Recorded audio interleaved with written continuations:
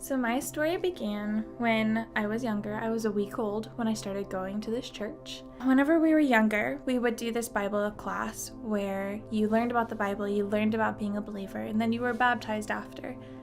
And I think I understood what being a believer was, but I didn't understand with my heart because there's a huge difference in those two things. And so then I grew up and I was going through life and I fell out of God.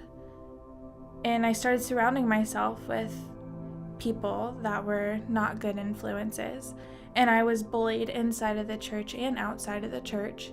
I didn't understand how this could be God's plan for me. How I could just not fit in anywhere, not even in his house. And so I got really lost and I started to become numb.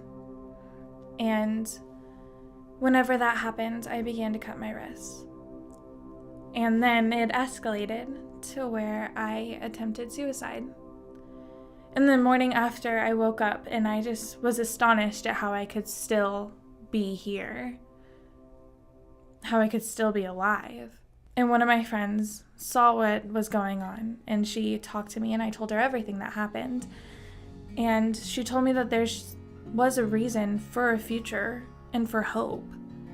And so I talked to Ryan that night, and even he agreed that I needed to change something, and that change was Christ. And that's what I needed. And that night I accepted Christ for real, all knowing what I was getting into. And ever since then, God has been working in my life. Immediately, he took away all of the people that were bad influences and refilled their places with new ones that were absolutely amazing.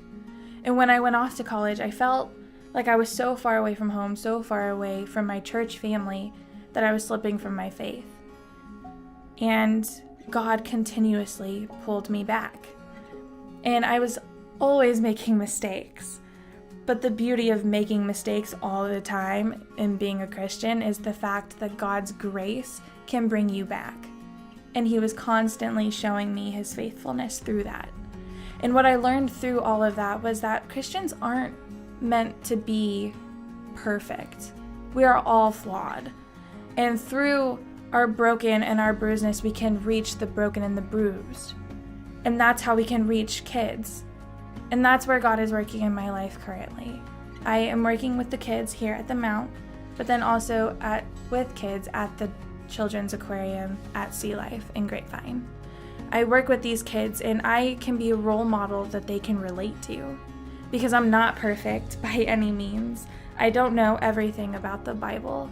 And through my dark times that I thought were weaknesses, God has shown me that they're my strengths, that I can use these to relate to kids who are going through the exact same thing, and I can reach them and show them that there's a reason for hope.